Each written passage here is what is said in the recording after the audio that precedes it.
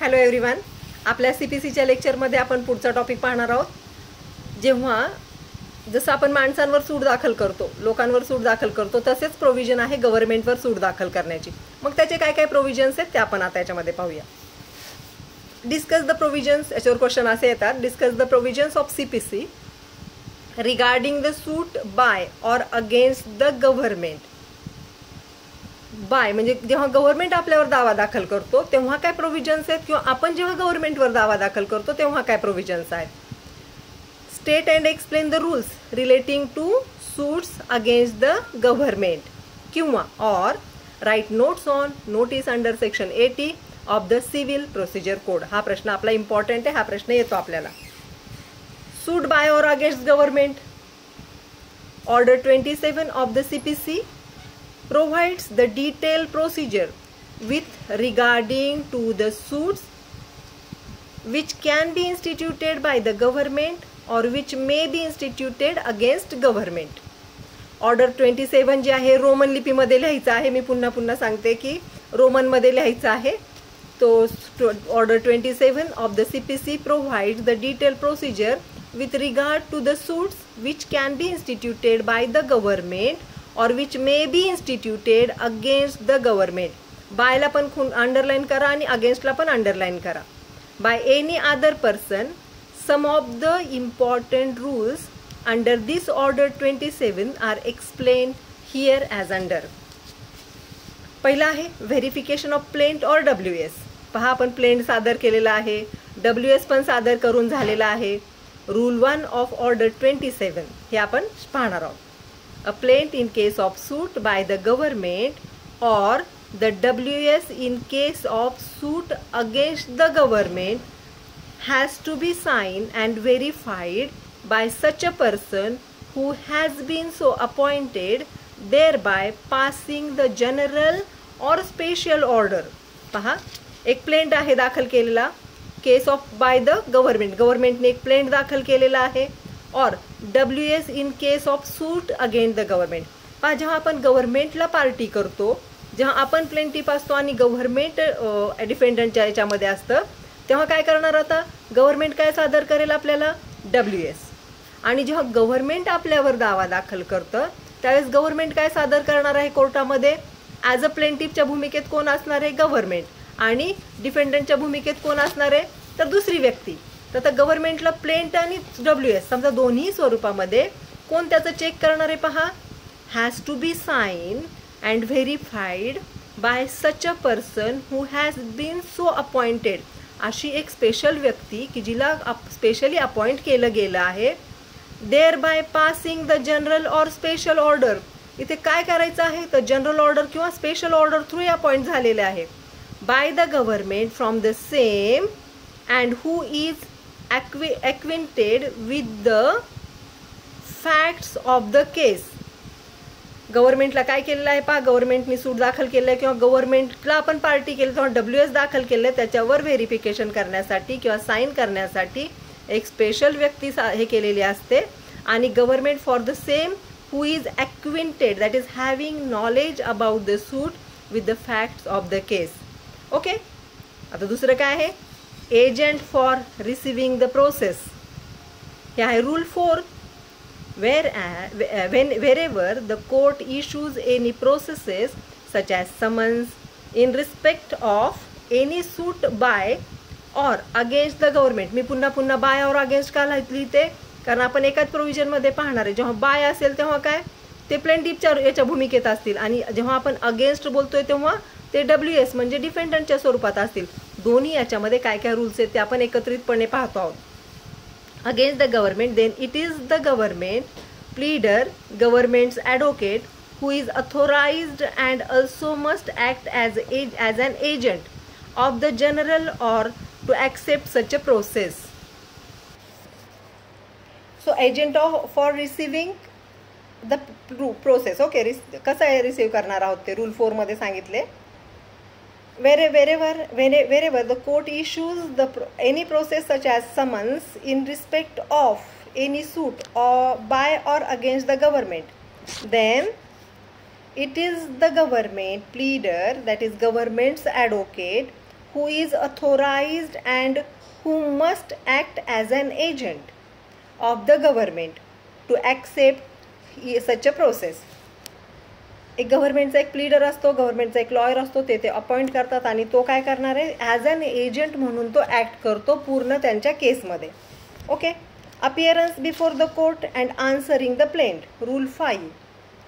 While fixing the day for the appearance before the court and for answering the plaint by the government, the court has to allow the reasonable time for the same. Court काय करतं, reasonable time allowed करतं त्यांच्यासाठी, कारण गव्हर्नमेंटकडे एवढा मोकळा वेळ नसतो. तर त्यावेळेस त्यांना गव्हर्नमेंटला काय केलं जातं, आन्सरिंगला किंवा कोर्ट एक रिजनेबल टाईम देतं त्यांना उत्तर देण्यासाठी. Here such reasonable time is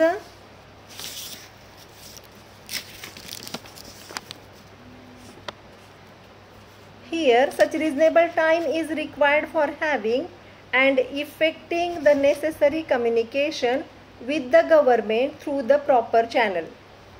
Time is required for having and effecting through the proper channel by the government pleader, and then for the purpose of issuing the necessary instructions by the government to the government pleader, so that the government pleader can appear. So here government have appointed the pleader आणि कोर्टासमोर त्याला जेव्हा WS सादर करायचं असतं तेव्हा reasonable time दिला जातो. For the same, here such reasonable time is required for having and effecting the necessary communication with the government. जेव्हा हा रिजनेबल टाइम दिला जातो तेव्हा गव्हर्नमेंट बरोबर कम्युनिकेशन करून हा टाइम दिला जातो. Through the proper channel by the government pleader, and then for the purpose of issuing the necessary instruction by the government to the government pleader. Government communication केलं जातं प्रॉपर चॅनल थ्रू, त्या communication केलं जातं आणि त्याच्यानंतर एक time दिला जाऊन काय केलं जातं, त्या टाईमनुसार मग गव्हर्नमेंटचा प्लीडर बरोबर कम्युनिकेशन करून आपल्याला WS किंवा प्लेंट दाखल केलं जातं. So that the government pleader can appear before the court and answer the plaint on behalf of the government. आता आपण एक एजंट गव्हर्नमेंटने सूट दाखल केलं आहे. For example government is in the भूमिकेत कशाच्या आहे तर प्लेंटिफच्या. त्यांनी आपल्याला एक प्लेंट पाठवलेला आहे.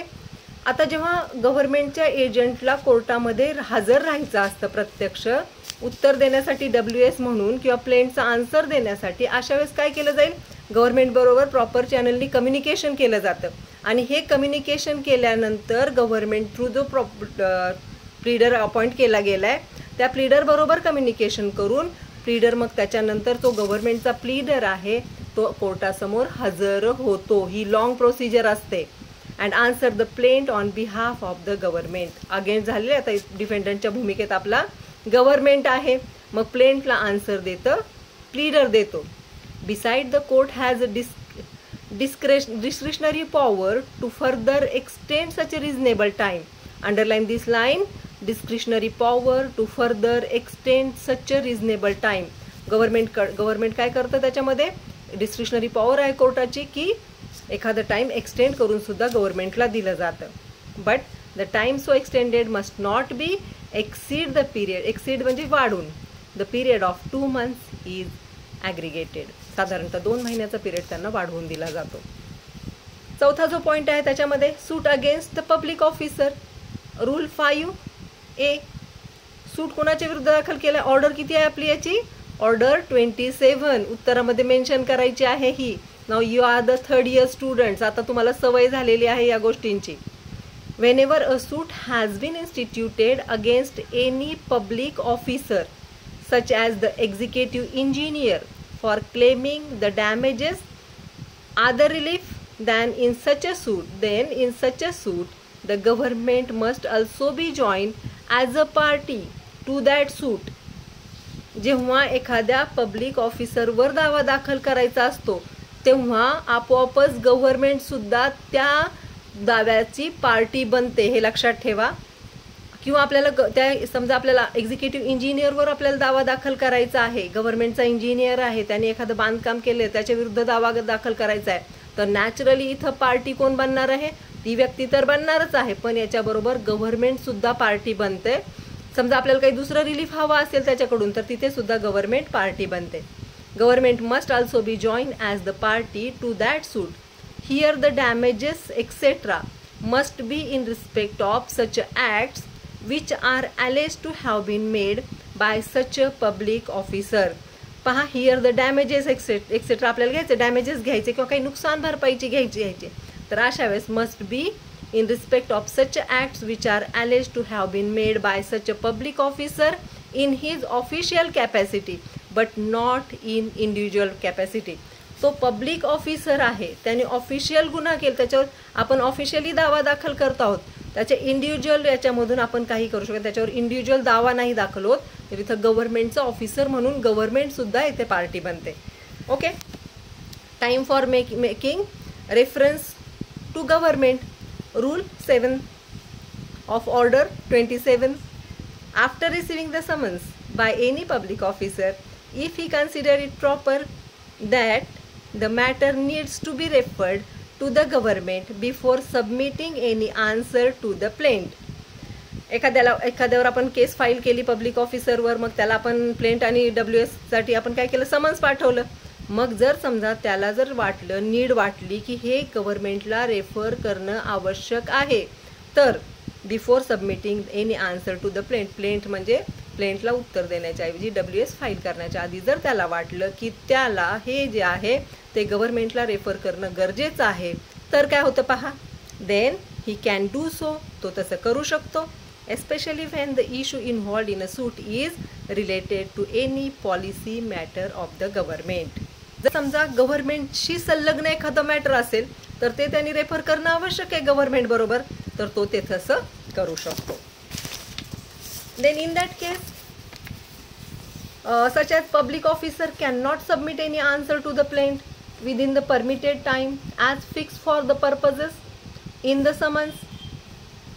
जर समजा तो जो ऑफिसर आहे त्यांनी काही त्याच्या समन्सला उत्तर दिलं नाही, त्यांनी काही WS फाईल केलं नाही तर फिक्स टाईममध्ये, तर therefore he may require some extra time from the court for submitting the answer to the plaint. अशा वेळेस त्याला काय दिलं जातं, एक्स्ट्राचं टाईम दिलं जातं त्याचं WS फाईल करण्यासाठी. Then for that purposes he has to make an application to the court.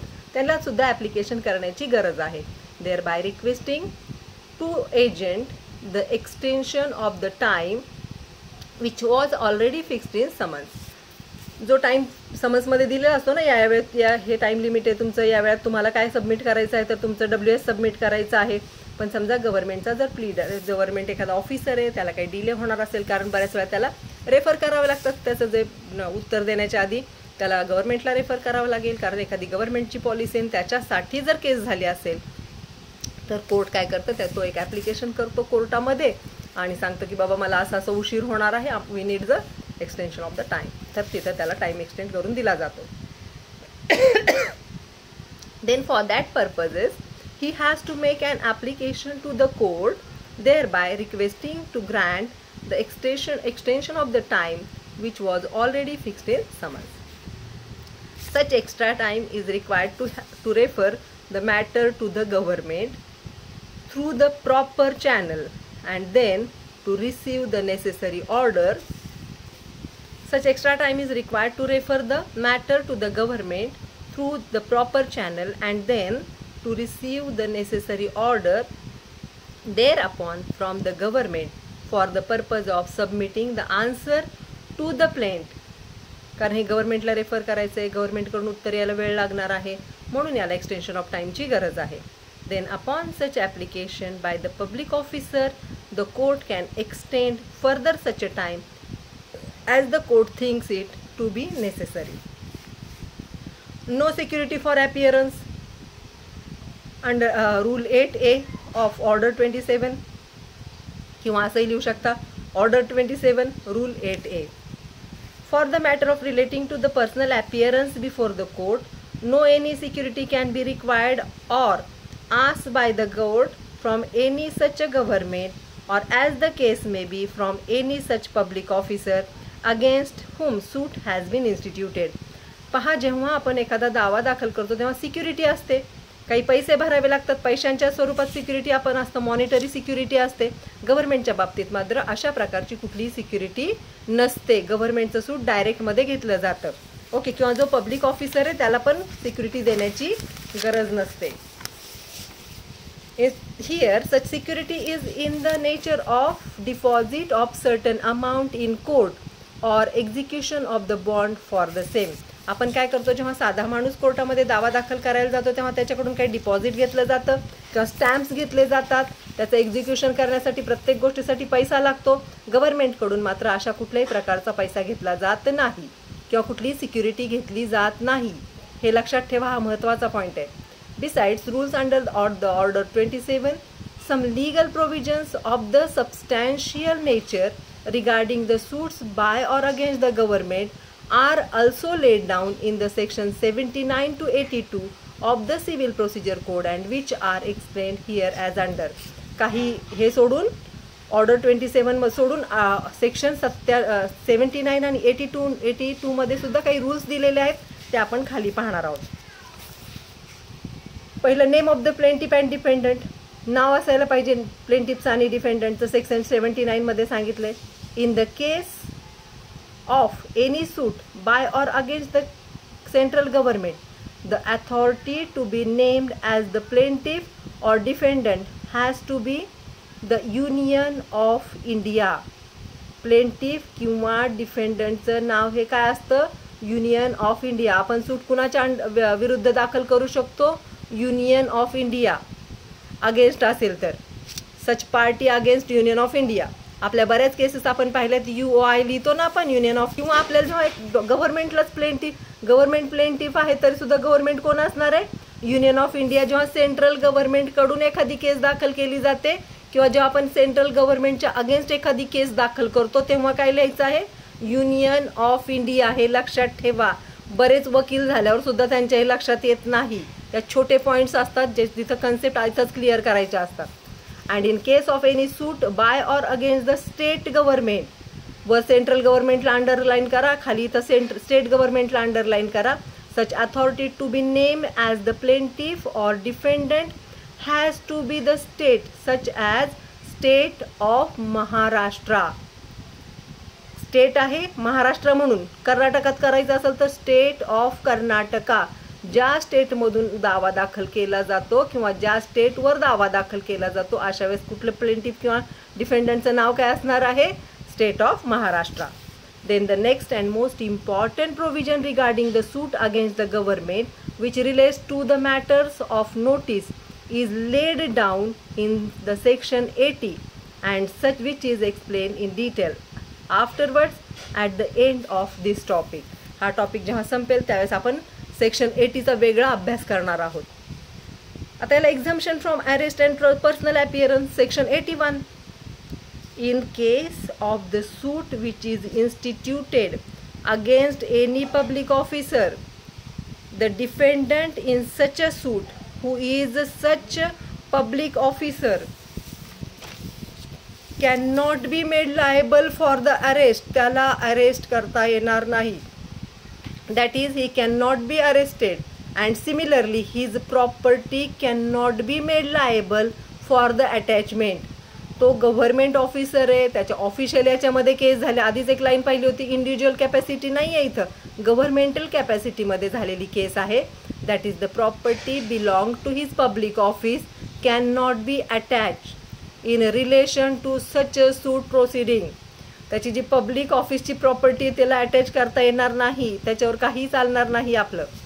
Here it must be noted that the expression suit against the public officer means the suit in respect of such acts which purporting, that is seen or appear to be done by such a public officer in his official capacity. Underline this, in his official capacity and not in the individual capacity.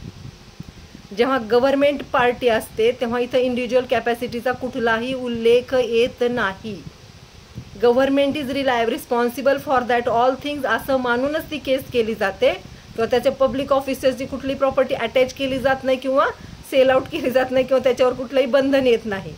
However such public officer can be arrested or his office property can be attached for the purpose of execution of the decree which may be passed against him. पण जर त्याच्या विरुद्ध जर दावा हे झालं, public ऑफिसरला arrest कधी होईल? ज्यावेळेस त्याच्यावर काहीतरी प्रूव्ह होते किंवा त्याच्यावर दावा दाखल झालाय पर्सनली, तर त्याची प्रॉपर्टी हे केली जाईल. Besides, in such suit proceeding against the public officer, if the court is satisfied about the fact and such officer cannot personally attend the court, thereby remaining absent for his public or official duty, or that if he compelled to remain absent from his duty, then it would affect adversely upon the public service for which he is so appointed, then in such a circumstances the court trying the suit against him can exempt such officer from his personal appearance before the court for such a suit proceeding. हे पण महत्त्वाचा मुद्दा आहे. आपल्या जेव्हा सामान्य cases चालू असतात त्यावेळेस काय केलं जातं? आपल्याला पर्सनली हजर राहावं लागतं तिथे, किंवा आपला वकील हजर राहतो, किमान कधीतरी आपल्याला पर्सनली जावंच लागतं तिथं. पण पब्लिक ऑफिसरच्या बाबतीत मात्र जर त्याची पब्लिक ड्युटीच अशी आहे की जो ते सोडून येऊ शकत नाही, कोर्टामध्ये हजर राहू शकत नाही, किंवा त्याच्यामुळे काय होणार आहे तर त्याला ऑफिसची ड्युटी करणं हे कंपल्शन आहे, तो ती सोडू शकत नाही. अशा वेळेस काय केलं जातं? त्याला एक्झम्प्ट केलं जातं, त्याला सूट दिली जाते की त्यांनी पर्सनली हजर नाही राहिलं तरीसुद्धा चालणार आहे, कारण त्यांनी एक प्लीडर दिलेला असतो गव्हर्नमेंटचा. Execution of decree against government, section 82, where the court passed the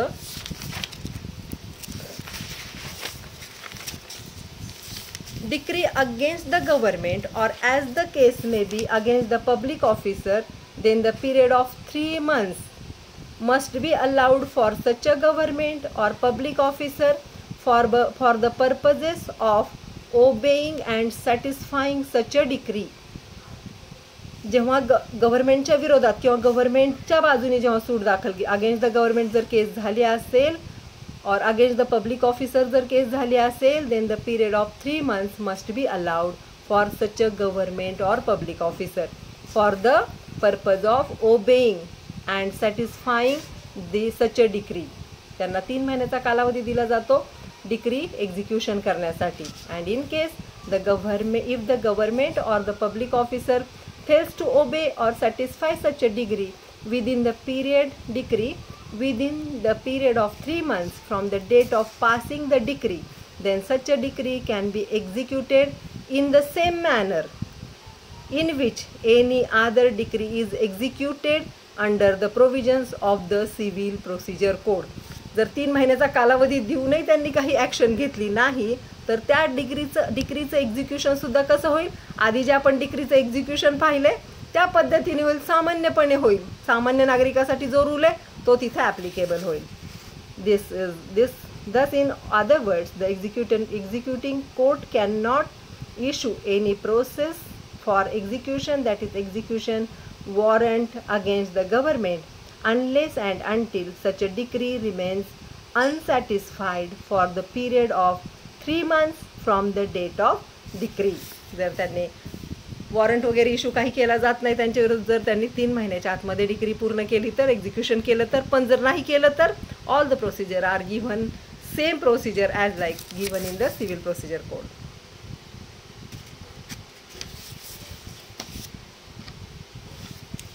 पुढचा टॉपिक आहे section 80, notice before suit against government. Notice पण द्यायची गरज आहे ना तिथे. So 2 months period notice, section 80 subclause 1. A suit cannot be instituted against the government or as the case may be against any public officer unless the person who desires to institute such a suit here such notice must be in writing. Here it must be noted that the expression suit against the public officer means the suit in respect of such acts, such a purporting that is seen or appear to be done by such public officer in his official capacity and not in his individual capacity. पहा आता, a suit cannot be instituted against the government or as the case may be against any public officer. ते सूट institute करता येणार नाही. कधीपर्यंत? अनलेसला underline करा. The person who desires to institute such suit, जेव्हा त्याला सूट दाखल करायचा, here such notice must be in writing, त्यांनी तिथं नोटीस पाठवायला पाहिजे एकतरी, आणि नोटीस कशामध्ये असायला पाहिजे, रायटिंगमध्ये नोटीस असायला पाहिजे.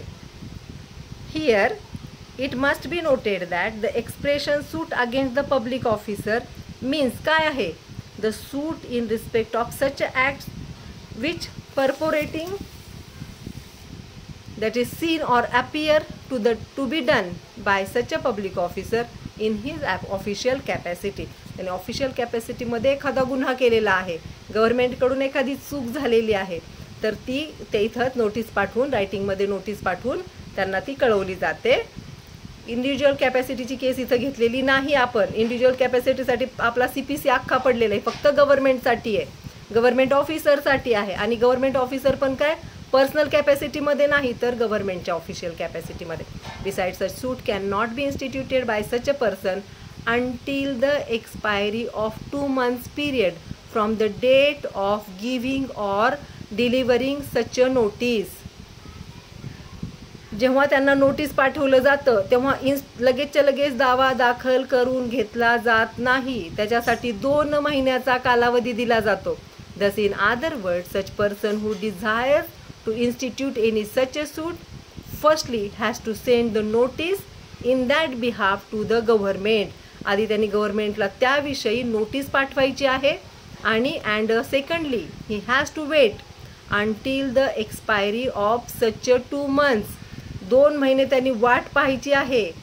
And then only he can institute such a suit against the government if so then necessary. हा जो अख्खा पॅरेग्राफ आहे हा महत्त्वाचा आहे. नोटीस पाठवायची आहे आधी रायटिंगमध्ये, नोटीस तिथं पोहोचल्यानंतर 2 महिने वेट करायचा आहे, तोपर्यंत त्याचा दावा काही दाखल करून घेतला जात नाही, इवन तो अलाउड पण होत नाही. However this aforesaid requirement as to the notice is subject to the provision contended in the subsection 2 of this section 80. Okay.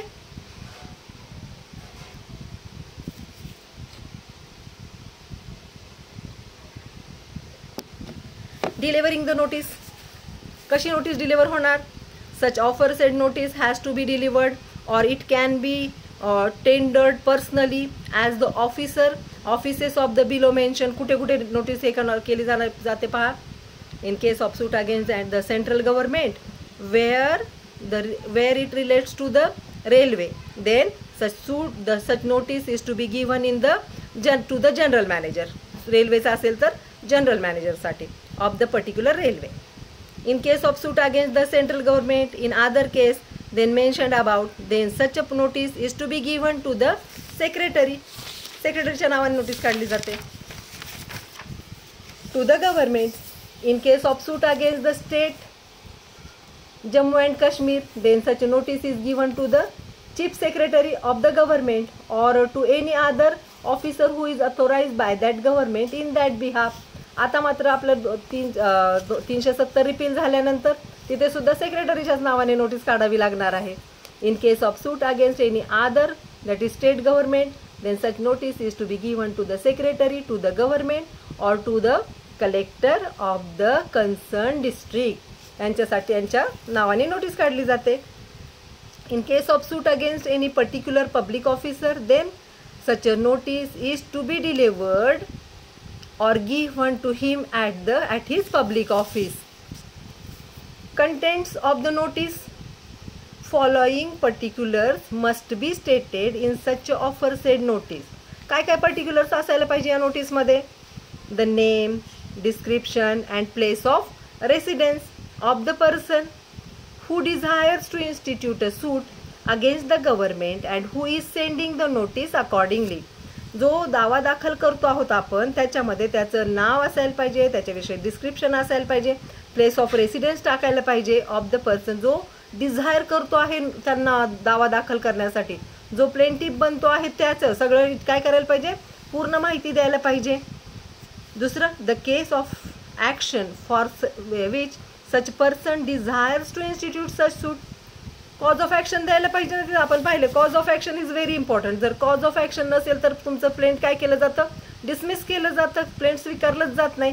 What is the reason behind you to appear in the court? का आलेले आहात तुम्ही कोर्टामध्ये? काय हवंय तुम्हाला कोर्टाकडून? हे तुम्हाला कॉज ऑफ ॲक्शनमध्ये सांगावंच लागतं. The relief which such person is claiming from the government. आणि काय रिलीफ हवंय बाबा आमच्याकडून, कोर्टाकडून किंवा गव्हर्नमेंटकडून, हे तर आपण आधी पाहिलेलंच आहे. तर रिलीफसुद्धा तिथं सांगावं लागतं. After sending the notice as offer sed and after waiting for the period of 2 months after such a notice, if the grievance of that person who has sent such a notice does not get resolved by the government within such a period of 2 months, then ultimately such person can very well institute the suit. Notice पाठवलेली आहे, proper पद्धतीने पाठवली गेलेली आहे आणि notice पाठवल्यानंतर 2 महिने वाट पाहून सुद्धा त्यांच्याकडून काहीच उत्तर आलं नाही तर मात्र तो दावा दाखल करून घेतला जातो. The suit accordingly against the government. However when he thus institutes such a suit, then he has to specifically mention in his plaint that he had already sent the due notice ला underline करा, to the government as per provisions of this section 18. तुमच्या लक्षात आला असेल 2 गोष्टीतला फरक. आपल्या जेव्हा सामान्य दावा दाखल केला जातो तेव्हा नोटीस पाठवायची गरज नसते. डायरेक्टमध्ये आपण प्लेंट दाखल करून घेतो आणि WS साठी समन्स पाठवतो. म्हणजे त्याच्याकडून उत्तर घेण्यासाठी आपण काय केलं जातं, डिफेंडंटला आपण समन्स पाठवतो. इथं मात्र आधी नोटीस पाठवायची आहे, 2 महिन्याचा पिरियड वाट पाहून त्याच्यानंतरच त्याचा दावा दाखल करण्यात येतो. जर 2 महिने त्यांच्याकडून काहीच उत्तर आलं नाही तर तो दावा दाखल केला जातो. आणि जेव्हा ते आपण दावा दाखल करतो त्यावेळेस हे मेन्शन करायला पाहिजे की त्याला एक प्रॉपर ड्यू नोटीस पाठवली गेलेली आहे. Okay, urgent and immediate relief हा पॉईंट आपण नेक्स्ट लेक्चरमध्ये पाहू पुढचा. थँक्यू.